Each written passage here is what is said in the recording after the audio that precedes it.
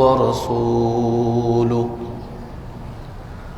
الذي أرسله بالحق بشيرا ونذيرا بين يدي الساعة من يطع الله ورسوله فقد فاز واهتدى ومن يعص الله ورسوله فقد ضل وغوى أما بعد فإن خير الحديث كتاب الله وخير الهدي هدي محمد صلى الله عليه وآله وسلم وشر الأمور محدثاتها وكل محدثة بدعة وكل بدعة ضلالة وكل ضلالة في النار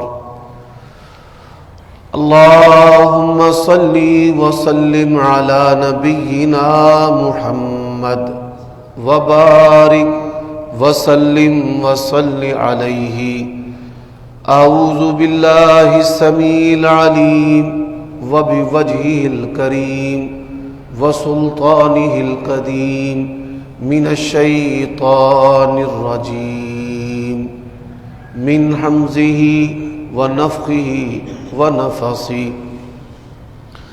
يا أيها الذين آمنوا كتب عليكم الصيام كما كتب على الذين من قبلكم لعلكم تتقون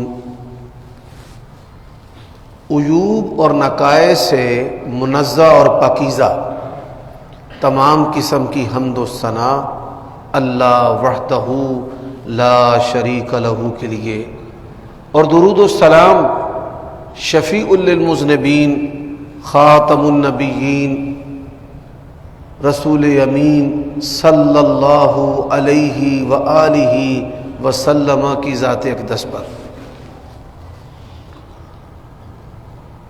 سامعین محترم، آپ یہ بات بخوبی جانتے ہیں کہ رمضان المبارک کی آمد ہے۔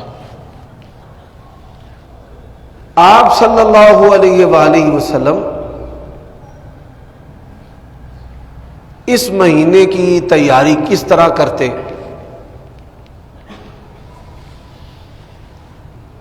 دو طرح کی باتیں جو ہیں وہ اللہ تعالیٰ کی توفیق سے آج کے خطبہ جمعہ میں عرض کروں گا۔ ایک کا تعلق جو ہے وہ عبادات کے ساتھ ہے، اور دوسری کا تعلق جو ہے وہ انسان کی عادات کے ساتھ ہے۔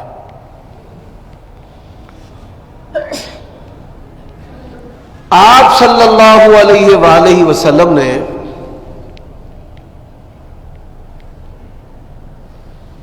ارکان اسلام جو ہیں وہ 5 بیان کیے ہیں۔ ان میں سے جو دوسرا رکن ہے وہ نماز کو ادا کرنا ہے، اور اس کی اہمیت کا اندازہ آپ اس بات سے بھی لگا سکتے ہیں کہ نبی علیہ الصلوۃ والسلام نے دنیا سے جاتے ہوئے امت کو 2 نصیحتیں کی ہیں۔ ایک کا تعلق اللہ تعالیٰ کے حقوق کے ساتھ ہے، اور دوسری کا تعلق جو ہے وہ بندوں کے حقوق کے ساتھ ہے۔ الصلاۃ وما ملکت ایمانکم، نماز کی پابندی کرنا، اور جن کو اللہ تبارک و تعالیٰ نے تمہارے ہاتھ کے تلے رکھا ہے، وہ خاندان کے افراد ہیں یا ملازمین ہیں یا جن کی روزی روٹی اللہ تعالیٰ نے آپ کے ساتھ وابستہ کی ہے، ان کے بارے میں اللہ تعالیٰ سے ڈرتے رہنا۔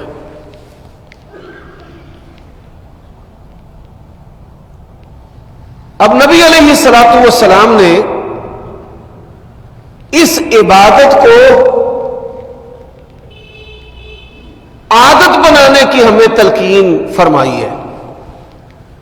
یہ عادت کیسے بنے گی؟ نبی کریم صلی اللہ علیہ وآلہ وسلم نے فرمایا کہ تمہارے بچے جو ہیں وہ 7 سال کے ہو جائیں تو ان کو نماز کی تلقین کرو،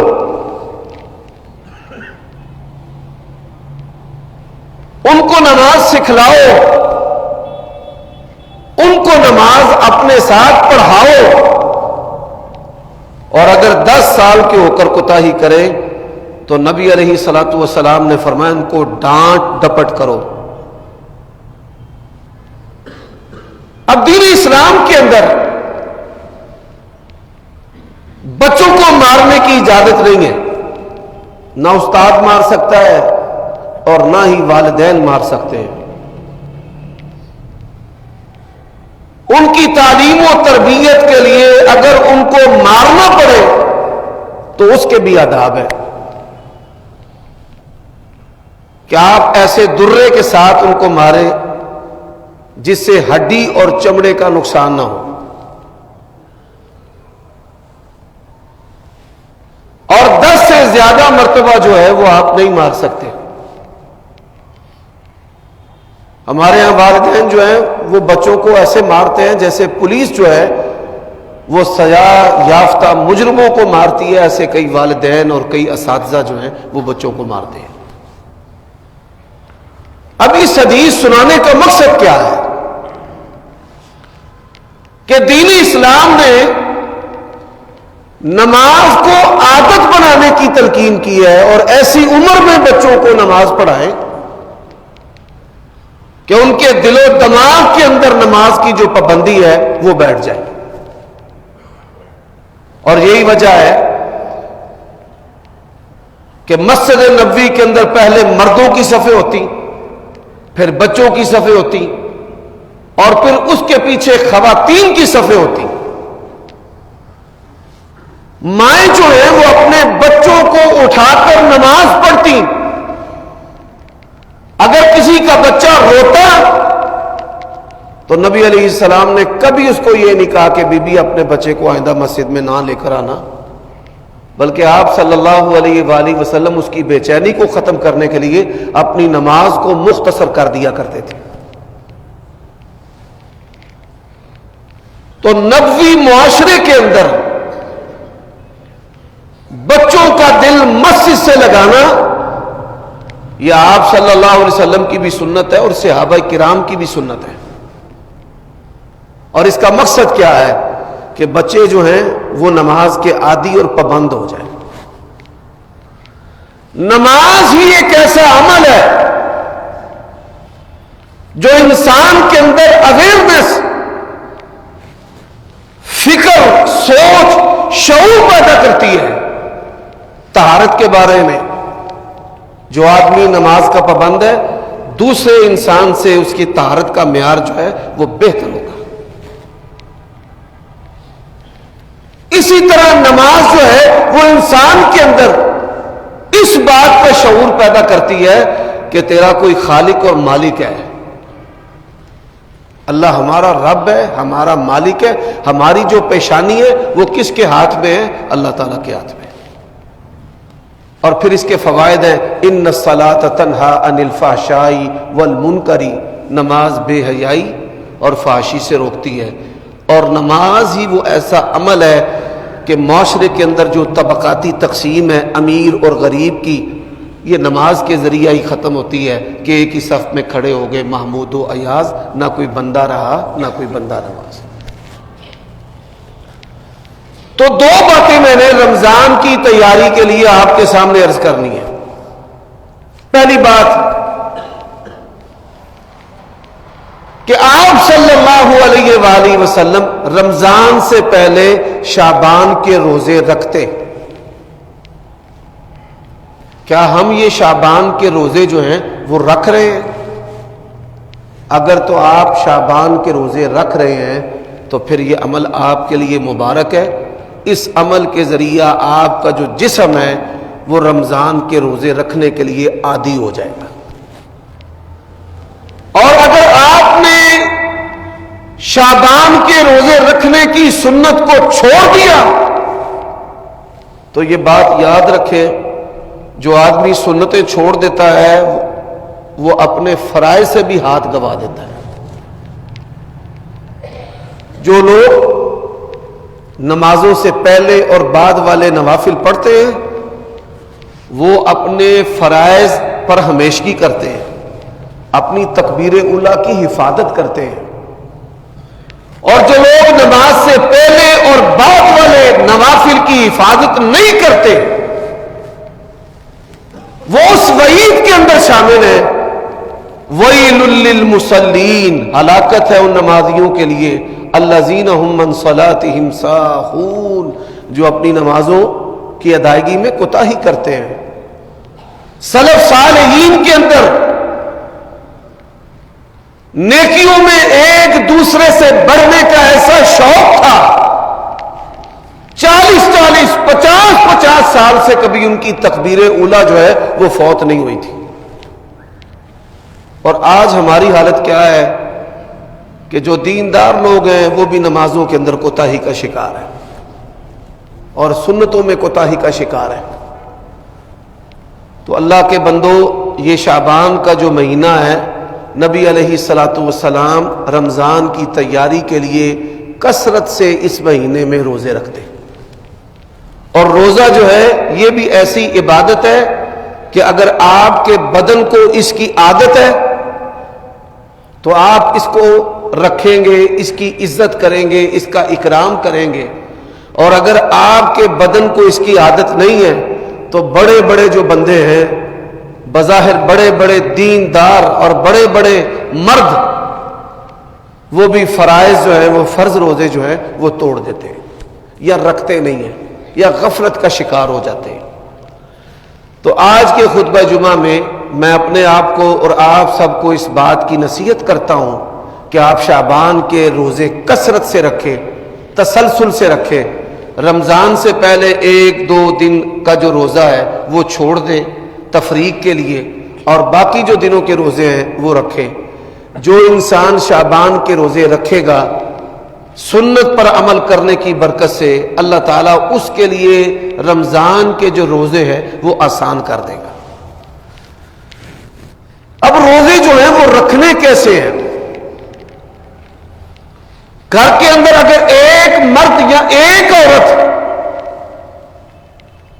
روزے رکھنے والے تو یقین جانیے اس کا اثر جو ہے وہ پورے گھر پر مرتب ہوتا ہے، کہ جب خاوند اپنی بیوی سے کہتا ہے کہ صبح میں نے روزہ رکھنا ہے، مجھے سحری تیار کر کے دینا، خاوند بھی رکھے گا، بیوی بھی رکھے گی۔ اگر بیٹا اپنی ماں سے کہے گا کہ میں نے سحری کرنی ہے تو یقین جانیے ماں بھی روزے رکھے گی، اور ماں کے روزے رکھنے کی وجہ سے پورے گھر پر اثرات جو ہیں وہ مرتب ہوں گے۔ اور یہ بات یاد رکھیں، روزے کی بھی ایک ٹریننگ ہے، ہر طرف روزہ ہے، کھانے پینے کی چیزیں جو ہیں وہ چھپی ہوئی ہیں، ہوٹل بند ہیں، اور آپ کچھ نہ کچھ صبر کر رہے ہیں، یہ کمال نہیں ہے۔ اصل کمال یہ ہے خوشبوئیں بھی آ رہی ہیں، کھانا پینا بھی چل رہا ہے، آپ کے گھر کے افراد بھی کھا رہے ہیں، دفتر اور فیکٹری کے اندر بھی لوگ کھا رہے ہیں اور پی رہے ہیں، اور آپ کا روزہ ہے۔ یہ وہ اصل ٹریننگ ہے جو نبی علیہ الصلاۃ والسلام اور صحابہ کرام کی تھی، اور اس میں ہم کوتاہی کا شکار ہیں، اور کوتاہی کا شکار جو نمازی لوگ ہیں وہ زیادہ ہیں۔ آج ہمیں وہ سنتیں یاد ہیں جو دوسروں پر لگتی ہیں، اور وہ سنتیں جو ہمارے نفس کے خلاف ہیں ہم اس سے غافل ہیں۔ یہ بات یاد رکھیں، قرآن مجید میں اللہ تبارک و تعالیٰ نے کیا کہا ہے؟ وَمَا أُبَرِّئُ نَفْسِي إِنَّ النَّفْسَ لَعَمَّارَةٌ بِالسُّوءِ۔ انسان کا جو نفس امارہ ہے وہ اس کو برائی کا حکم دیتا ہے۔ برائی کیسی؟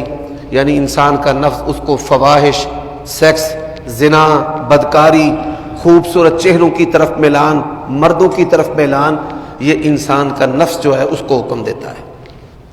انسان کا نفس جو ہے وہ اس کو مال کا حریص بناتا ہے۔ انسان کا نفس جو ہے جب اس کو حریص بنا دیتا ہے تو انسان جو ہے وہ حلال و حرام میں بھی فرق چھوڑ دیتا ہے، اور جوا اور سود اور ناجائز جو کمائی کے طریقے ہیں اس کے ذریعہ وہ مالدار ہونے کی کوشش کرتا ہے۔ حضرات، اب نفس کو کچل کر اللہ تعالیٰ کا مطیع بنانا، جہاد جو ہے اس کی بنیادی طور پر 4 قسمیں ہیں۔ ایک آدمی جو ہے وہ اللہ تبارک و تعالیٰ کے لیے جان دیتا ہے، اللہ کے دین کے لیے جان دیتا ہے، الہ کلمۃ اللہ کے لیے جان دیتا ہے، یہ بہت بڑا عمل ہے۔ لیکن یہ بات یاد رکھے، نبی علیہ الصلوۃ والسلام نے فرمایا اپنے نفس کو کچل کر اس کو اللہ تبارک و تعالیٰ کی مطیع بنانا، یہ جہاد ہے۔ المجاہد من جاہد نفسہ فی طاعت اللہ، فرمایا مجاہد بندہ ہی وہ ہے جو اپنے نفس کو کچل کر اس کو اللہ تبارک و تعالیٰ کے مطیع بناتا ہے۔ اور نفس کو کچلنے کے لیے 2 عمل ایسے ہیں۔ ایک عمل روزے کا ہے کہ اگر آپ روزے رکھنا شروع کر دیں گے، 1-2 نہیں، مسلسل روزے رکھیں گے۔ نبی علیہ السلام نے فرمایا خیر صیام صیام داؤد، فرمایا بہترین جو روزے ہیں وہ حضرت داؤد علیہ السلام کے روزے ہیں۔ وہ 1 دن روزہ رکھتے تھے اور 1 دن چھوڑ دیتے تھے۔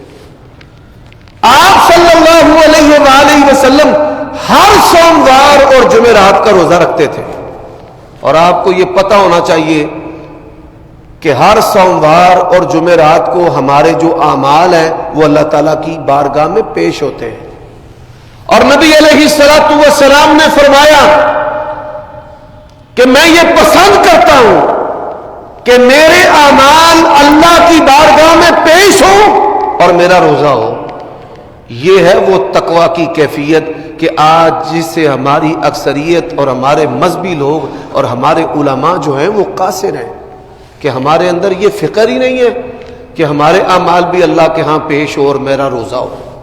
تو نفس کو کچلنے کے لیے، نفس کے خلاف جہاد کرنے کے لیے جو سب سے بڑا عمل ہے وہ روزے کا عمل ہے۔ حضرات، 99% جو لوگ ہیں ان کو پتہ ہی نہیں کہ ایام 20 کن دنوں کو کہا جاتا ہے۔ حضرت ابو ہریرہ رضی اللہ تعالیٰ عنہ کہتے ہیں اللہ کے نبی علیہ السلام نے مجھے تلقین کی، ہر مہینے میں تو نے 3 روزے رکھنے، تو 3 روزے رکھے گا اللہ تبارک و تعالیٰ پورے تیرے مہینے کے گناہ معاف کر دے گا۔ اچھا آپ سوچئے کہ یہ جو 3 روزے ہیں یہ کون سے روزے ہیں؟ اپنے علم میں اضافہ کر لیں، 13، 14 اور 15 جو چاند کی ہے، یہ جو روزے ہیں ان کو ایام 20 اس کے روزے کہا جاتا ہے، اور ہماری زندگیاں ان روزوں سے بھی خالی ہیں۔ آپ دیکھیے نبی علیہ السلام آپ ایام 20 کے روزے رکھتے، سوموار اور جمعرات کا روزہ رکھتے، تقریباً نصف مہینہ جو ہے وہ آپ صلی اللہ علیہ وآلہ وسلم کا روزوں میں گزر جاتا۔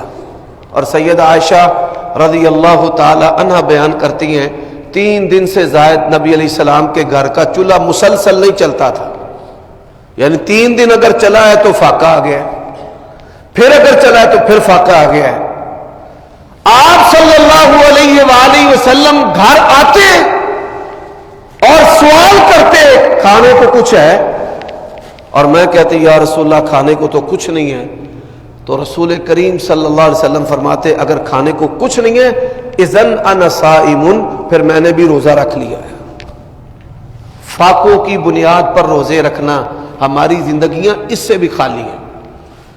حضرات، یہ جو باسی روٹی ہے، ایسی روٹی کہ رات گزر گئی ہے اور وہ اکڑ گئی ہے، یہ باسی روٹی کھانا بھی نبیوں کی سنت ہے، نبیوں کے سردار نبی کریم صلی اللہ علیہ وسلم کی سنت ہے۔ اور آج کئی سال بیت چکے اور گزر چکے ہیں، ہم نے کبھی باسی روٹی بھی نہیں کھائی۔ تو آپ صلی اللہ علیہ وسلم اور صحابہ کرام ان کی زندگیاں مزین تھی ایسے اعمال کے ساتھ، اور اس عمل کے ذریعہ انسان جو ہے وہ اپنے نفس کو کچل کر اللہ تعالیٰ کا مطیع اور فرما بردار بناتا ہے۔ حضرات دوسرا عمل کون سا ہے جو نفس کو کچل کر اس کو اللہ تعالیٰ کا مطیع بناتا ہے؟ ہماری اکثریت غافل ہی نہیں ہے، اس کے شوق اور اس کے ذوق سے بھی ہم خالی ہیں۔ ان ناشئۃ اللیل ہی اشد وطئا واقوم قیلا، وہ تہجد کی نماز ہے کہ جس کے بارے میں نبی علیہ الصلوۃ والسلام نے فرمایا فرائض کے بعد اللہ تعالیٰ کی سب سے پسندیدہ جو نماز ہے وہ تہجد کی نماز ہے۔ یہی نماز ہے جو رمضان میں ہم تراویح کی صورت میں اختیار کرتے ہیں، اور صحابہ کرام نماز تراویح کو کتنا پسند کرتے تھے۔ نبی علیہ السلام نے فرمایا خشیت ان یکتب علیکم، مجھے اس بات کا ڈر ہے کہ تمہاری رغبت کی وجہ سے یہ نماز کہیں تمہارے اوپر فرض نہ کر دی جائے۔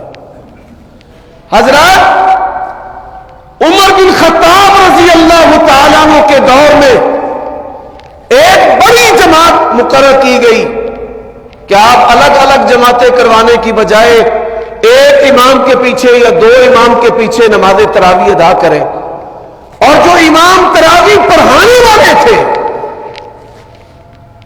وہ لوگوں کے ساتھ قیام کرتے اور پھر لوگوں کے ساتھ قیام کرنا چھوڑ دیتے کہ اب ہم نے زیادہ وقت قیام کرنا ہے، ساری ساری رات کھڑے رہنا ہے۔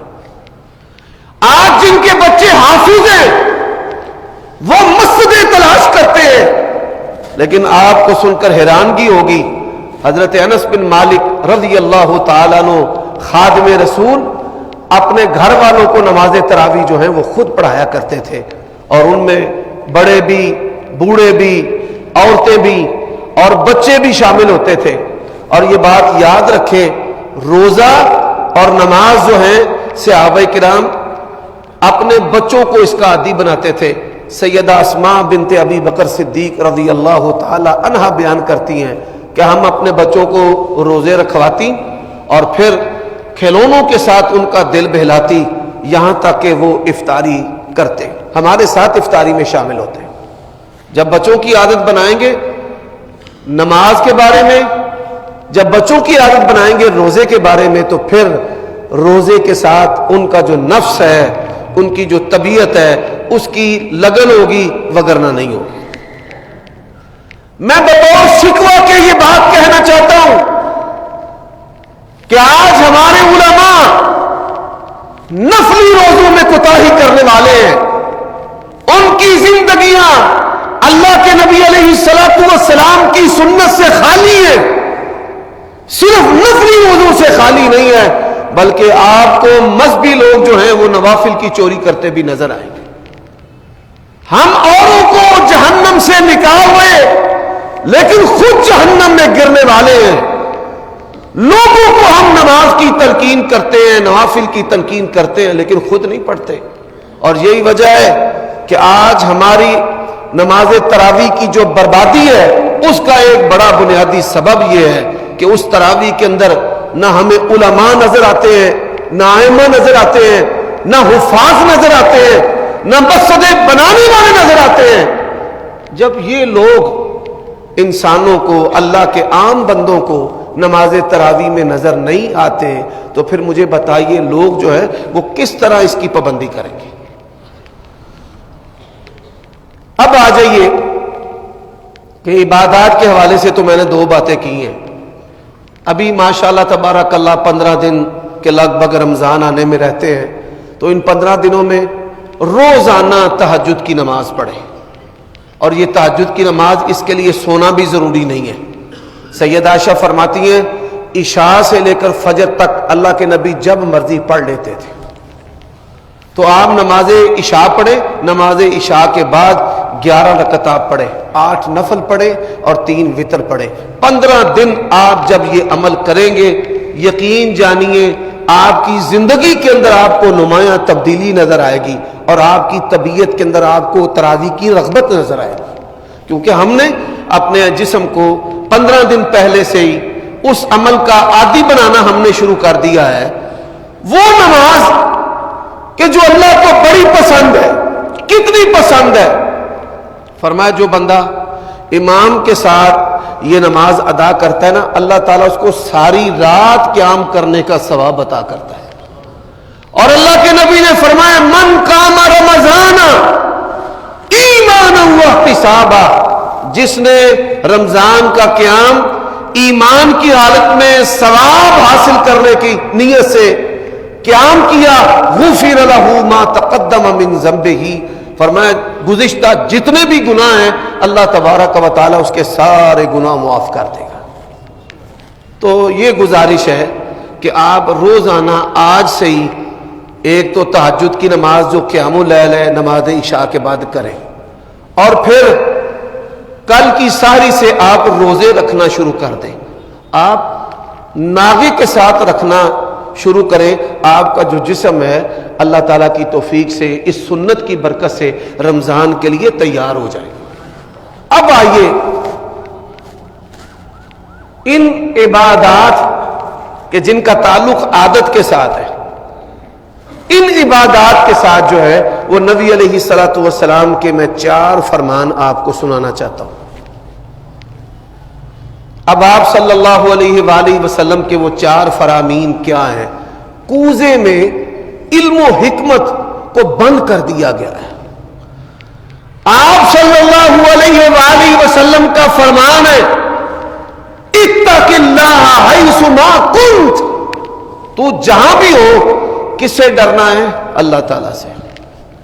یہ اللہ تبارک و تعالیٰ کا جو ڈر ہے، نبی علیہ الصلوۃ والسلام نے فرمایا تقوی اللہ فی السر والعلانیہ، اللہ کا ڈر انسان جب اکیلا ہو تنہا ہو تب بھی اللہ سے ڈرے، اور جب انسان لوگوں کے اندر ہو تب بھی انسان جو ہے وہ کس سے ڈرے؟ اللہ سے ڈرے۔ یہ استاد کا ڈر، ماں باپ کا ڈر، حضرات اس کا بھی ایک مقصد ہے کہ یہ جو ہے رشتے ادب و احترام کے رشتے ہیں، پر یہ مالک نہیں ہے۔ مالک کون ہے؟ اللہ ہے۔ اور انسان جب اپنے مالک سے اپنے رب سے ڈرے گا تو اس کے فوائد کیا ہیں؟ اللہ کے نبی علیہ الصلوۃ والسلام نے فرمایا وَمَن يَتَّقِ اللَّهَ يَجْعَل لَّهُ مَخْرَجًا، جو اللہ تعالیٰ سے ڈرے اللہ تعالیٰ پھر اس کے لیے آسانیوں کے رستے جو ہے وہ نکالتا رہتا ہے، اور اسے ایسی ایسی جگہوں سے اللہ رزق دیتا ہے وہ وہم و گمان بھی نہیں کرتا۔ اگر آپ گناہ سے رک جائیں گے حضرات، اس کا پہلا جو صلہ اور بدلہ ہے وہ آپ کی اولاد کو ملے گا، آپ کے والدین کو ملے گا۔ اگر آپ نیکی کریں گے آپ کی نیکی کا بھی صلہ جو ہے وہ آپ کی نسلوں کو ملے گا۔ ہمارے آباء و اجداد میں سے کسی نے ایسی نیکی کی ہوتی ہے کہ اللہ تعالیٰ 7 اور 10 نسلوں کو اس کی نیکی کی وجہ سے رزق دیتا ہے۔ ہمارے آباء و اجداد میں سے کسی نے اللہ کو اس طرح راضی کیا ہوتا ہے کہ ہمیں رشتے کرنے میں کبھی دشواری اور پریشانی نہیں ہوتی۔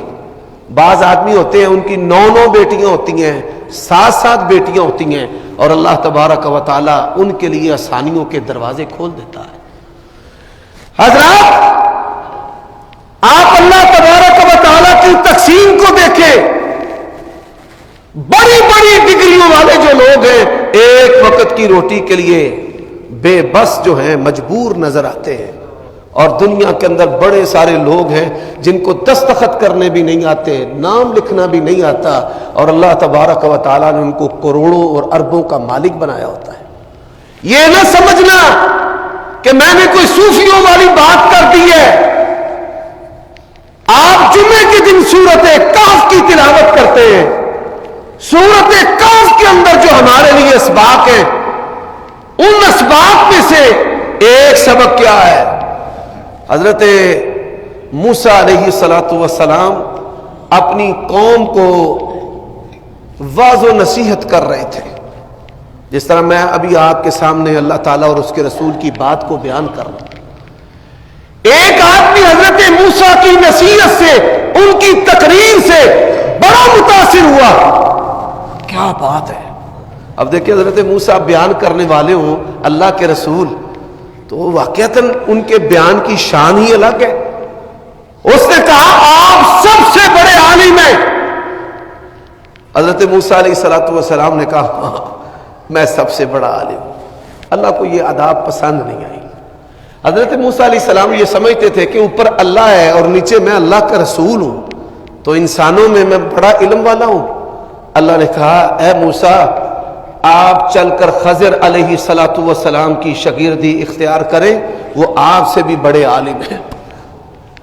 حضرت موسیٰ علیہ السلام خضر علیہ السلام کے پاس گئے، اللہ کا حکم بتایا کہ میں آپ کی شاگردی کرنے آیا ہوں، مجھے آسمان کے رب نے بھیجا ہے. انہوں نے کہا انک لن تستطیع معی صبرا، آپ میری شاگردی اختیار نہیں کر سکتے. حضرات قصہ مختصر، یہ واقعہ جو ہے یہ قرآن مجید کے اندر ہے، لیکن بڑے افسوس کی بات ہے دنیا کے اندر اس وقت انسانوں کی تعداد 8 ارب کے قریب ہے اور 2 ارب مسلمان ہیں، اور سب سے زیادہ امت مسلمہ کی تعداد میں اللہ کی کتاب قرآن مجید سے روگردانی کی ہوئی ہے. آج یہ کتاب کچہریوں میں حلف اٹھانے کے لیے ہے یا عاملوں نے اس کتاب کو اپنے ٹونے منتروں کے لیے رکھا ہوا ہے؟ نہ ہم اس کو پڑھتے ہیں نہ سمجھتے ہیں. یہ عمل کی کتاب ہے، ہم نے اس کو دم کی کتاب بنا دیا. اور سب سے کم محنت جو ہو رہی ہے وہ قرآن مجید اس کی اشاعت و تبلیغ میں ہو رہی ہے. ہر فرقے نے اپنی کتابیں اٹھائی ہوئی ہیں، اپنے مفتی مولوی مصنف مؤلف اٹھائے ہوئے ہیں اور وہ امت کے سامنے پیش کر رہے ہیں. اور وہ کتاب قرآن مجید جس کے بارے میں اللہ نے کہا ہے ھذا بلاغ للناس، آسمان کے رب کا پیغام ہے لوگوں کے لیے اور یہ جہانوں کے لیے ہدایت ہے. ہم نے اس کو لپیٹ کر اپنے گھروں میں اور اپنی مسجدوں میں ایسا رکھا ہے کہ مہینوں تک جو ہے وہ ہم قرآن مجید کو کھولتے نہیں. اب اس کے اندر کیا ہے؟ اگر کوئی باپ، اگر کوئی اولاد والا سورت کہف کا ترجمہ پڑھ لے، اور میں اکثر کہتا ہوں کہ اگر کوئی نوجوان مرد عورت سورت نور کا ترجمہ پڑھے وہ کبھی بھی زنا کے قریب نہیں جائے گا. اور اگر کوئی باپ سورت کہف کا ترجمہ پڑھ لے اس کی جرأت نہیں ہوگی کہ وہ گناہ کے قریب جائے. اسے پتہ ہی نہیں کہ اس کے سر اور داڑھی کے اندر جو سفید بال آئے ہیں، ان سفید بالوں کی کتنی قدر اور کتنی عزت ہے. تو کیا ہوا؟ قصہ مختصر، حضرت موسیٰ علیہ السلام اور حضرت خضر ایک بستی میں آئے. بستی والوں سے کہا ہم اجنبی ہیں، ہمیں کھانے اور پینے کا کچھ سامان مہیا کر دیں، ہماری مہمانی کر دیں. فَأَبَوْا أَن يُضَيِّفُوهُمَا، انہوں نے انکار کر دیا کہ تمہارے کھانے کے لیے ہمارے پاس کچھ نہیں ہے. اسی بستی کے اندر یتیم بچے رہتے تھے جن کے گھر کی جو دیوار ہے وہ گری ہوئی تھی. حضرت موسیٰ علیہ السلام اب پیٹ میں روٹی نہیں ہے، بھوک زور کی ہے. خضر علیہ السلام نے کہا چل بھائی اینٹیں پکڑا.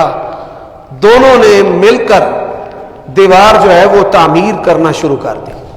اب حضرت موسیٰ علیہ السلام سے رہ نہ ہوا تو وہ کہنے لگے ایک تو انہوں نے ہماری مہمانی نہیں کی اور اوپر سے بھوکے پیٹ آپ نے مجھ سے یہ مزدوری کروانا شروع کر دی ہے. اللہ تبارک و تعالیٰ کا قرآن کہتا ہے اما الجدار فکان لغلامین یتیمین. حضرات جو دیوار تھی وہ 2 یتیم بچوں کی تھی. یتیم بچوں کی جو دیوار ہے وہ رب کے 2 نبیوں نے تعمیر کیوں کی ہے؟ کان ابوہما صالحا، ان کے ماں باپ بڑے نیکوکار تھے اور ان کی نیکی کا صلہ جو ہے اللہ نے ان یتیم بچوں کو دیا کہ دیوار کے نیچے خزانہ ہے اور یہ خزانہ جو ہے دیوار بنانے سے محفوظ ہو جائے گا. اور جب یہ بڑے ہوں گے اور جوان ہوں گے اللہ تعالیٰ ان کے یہ امانت جو ہے وہ ان کو لوٹا دے گا، ابھی یہ ضائع ہونے کا خطرہ ہے۔ تو اللہ تعالیٰ نے نبیوں کو بھیجا ہے کہ چل کر یتیم بچوں کی دیوار کو بناؤ۔ سبب کیا ہے کہ وہ ایسے ماں باپ کے بچے تھے کہ جو بڑے ہی نیکوکار، متقی اور پرہیزگار تھے۔ حضرات، اب 4 فرمان ہیں نبی علیہ الصلوۃ والسلام، آپ نے ہمیں کیا عقیدہ دیا ہے اور کیا ایمان دیا ہے کہ ہم بے مالک نہیں ہیں۔ جو بے مالک ہو نا اس کو ڈگ کتا کہا جاتا ہے کہ یہ ڈگ ہے۔ اللہ نے ہمیں اپنی بندگی کے لیے پیدا کیا ہے، ہم مالک والے ہیں اور ہماری زندگی مالک کی مرضی کے مطابق ہونی چاہیے۔ فرمایا من کان یؤمن باللہ والیوم الآخر، من کان یؤمن باللہ والیوم الآخر فلیکن خیرا او لیصمت۔ میرے بھائیوں دوستو، آج من حیث القوم ہمیں بہت زیادہ بولنے کی عادت ہے، اور اللہ کے نبی علیہ السلام نے فرمایا جو بندہ اللہ تعالیٰ اور آخرت کے دن پر ایمان رکھتا ہے وہ اچھی بات کہے یا خاموش رہے۔ انسان بڑبولا ہوگا، اس کی بصیرت کام نہیں کرے گی، اور انسان جب اپنی زبان کو روکے گا پھر جو ہے وہ اس کی بصیرت کام کرنا جو ہے وہ شروع کر دیتی ہے۔ یہ جو دماغ کے ڈاکٹر ہیں، آپ ان سے بھی یہ بات پوچھ سکتے ہیں کہ بڑبولے ہونے کے، بہت زیادہ بولنے کے کیا نقصانات ہیں، اور بہت زیادہ بولنے کے نقصانات میں سے ایک بڑا نقصان جو ہے انسان کی عقل و بصیرت اور شعور جو ہے وہ کام نہیں کرتا۔ حضرات، بہت زیادہ بولنے کے جو نقصانات ہیں، انسان کا جب نامہ اعمال کھولا جائے گا وہ فضول باتوں سے بھرا ہوگا، اور اللہ کے نبی نے فرمایا اس بندے کے لیے جنت ہے کہ جب اس کا نامہ اعمال کھولا جائے تو سب سے زیادہ کلمہ جو اس کے نامہ اعمال کے اندر لکھا ہوا ہو وہ استغفار لکھا ہو، کہ وہ اپنے مالک سے ہمیشہ یہ بات کرتا رہے کہ یا اللہ مجھے معاف کر دینا، استغفر اللہ واتوب الیہ۔ اور اللہ کے نبی نے فرمایا سمندر کی جھاگ کے برابر بھی تمہارے گناہ ہیں۔ جو آدمی ایک مرتبہ کہتا ہے استغفر اللہ العظیم الذی لا الہ الا هو الحی القیوم واتوب الیہ۔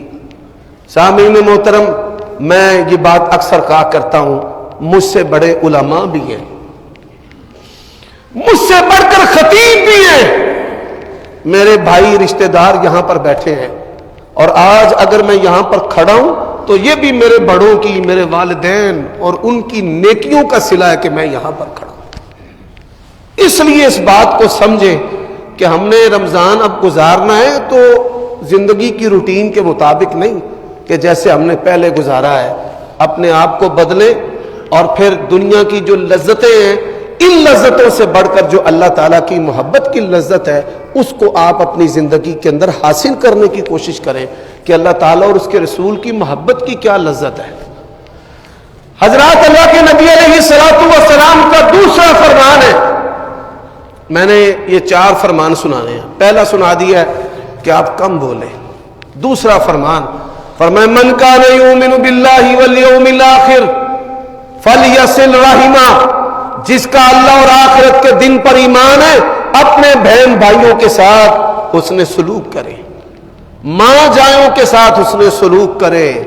اور یہ بات یاد رکھے، جو بندہ متقی پرہیزگار ہے اور اس کا دل اللہ سے ڈرنے والا ہے وہ اپنے بہن بھائیوں کے بارے میں ہمیشہ نرم ہوگا، وہ ان کی زیادتیوں کو درگزر کرے گا، وہ ان کی جفاؤں پر مسکرائے گا، اور کبھی بھی ان سے منہ نہیں پھیرے گا، اور کبھی بھی ان سے ناراض نہیں ہوگا۔ تیرا بھائی ناراض ہو گیا، چلا جا اس کے گھر میں، جا کے بیٹھ جا۔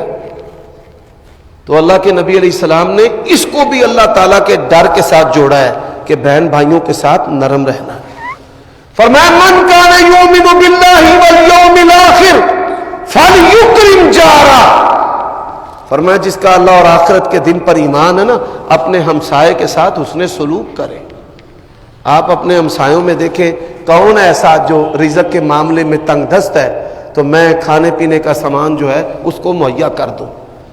پاکستان کے اندر اسٹیبلشمنٹ نے بڑی سیاسی اور مذہبی جماعتیں پیدا کی ہیں، ان مذہبی جماعتوں نے ان کے مقاصد کے لیے کام کیا ہے، اور ان جماعتوں نے جو خوبصورت زکوٰۃ اور صدقہ دینے کا تصور ہے اس کو ختم کر کے رکھ دیا ہے۔